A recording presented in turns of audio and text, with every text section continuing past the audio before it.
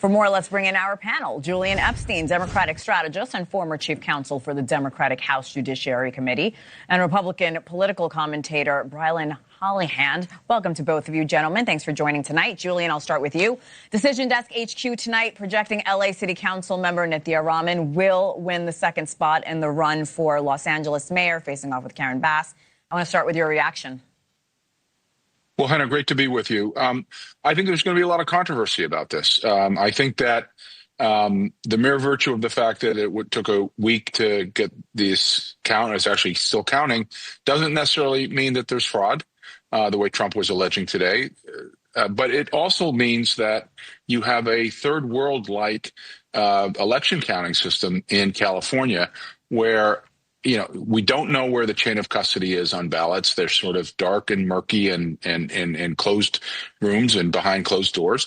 And there's going to be a lot of suspicion. And at a time where California can't seem to deal with fires, when people are leaving the state, when there seems so much incompetence in progressive governance, this is just going to increase the conspiracy theories and the suspicion that something is awry here. And this is very, very bad for the state of California.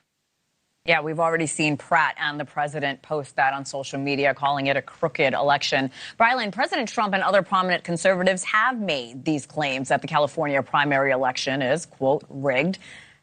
Let's play. Here's his latest tweet, or one of his tweets, that they're trying to steal the governor of California primary, the mayor of Los Angeles primary, away from two great Republican candidates. I also want to play a soundbite from the president when it comes to his thoughts on the election being rigged in California. The election was rigged. It was a dirty election. Mr. And it's President, happening again right now in California. You've never presented evidence. It's happening right now in California. Right now, it's look at what's Where's happening in California. To that? It's the 4 Republicans days. are doing well in California. No, they're not. They're dropping fast because it's a rigged election.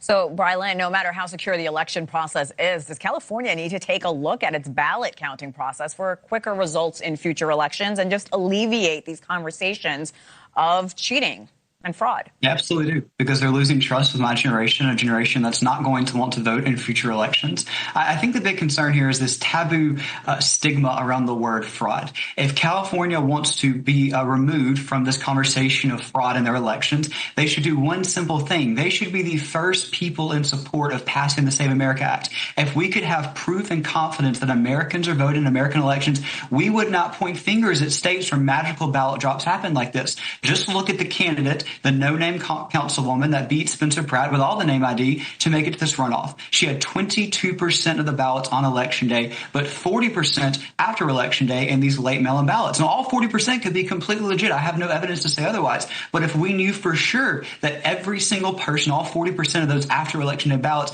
were legit with a real photo ID of a real American citizen, we would have nothing to talk about on this panel tonight. Americans need to vote in American elections. This conversation would be over. We could have trust again by having Election Day, not election month, not election year. This is how you get Gen Z to vote. We can actually trust our election process.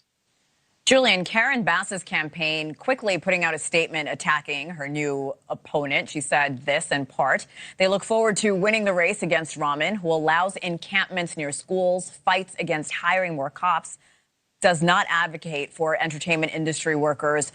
Are those winning messages for Angelenos, what Karen Bass is saying?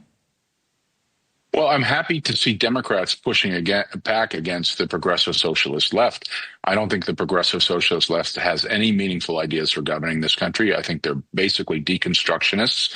They want to tear down our borders. They want to tear down our policing system. They want to tear down a lot of things that has made the West exceptional and made the West great. So I'm happy to see at least some semblance of that starting to happen in the Democratic Party. The problem is that both she and the governor of the state have been poster children for the progressive woke. I mean, look at what she did with the fire chief in California. It was very important to her that there be a sort of a lesbian fire chief who was diverse. And no emphasis whatsoever on just basic competence. So I think she has sort of been that poster child of the progressive left. I'm glad to see she's moving more to the center. I wish more Democrats would move more to the center. I think it would be better for the country, better for the party. But I still think we're going to have party an election that is too far skewed to the left for anything meaningfully on the national level. Brilyn, with Bass and Rahman officially moving on to the midterms, to the general election, where do you see those Pratt supporters going? There are a lot of them, and they're angry tonight. They're certainly not going away. And speaking of a lot of them, this is what really concerns me.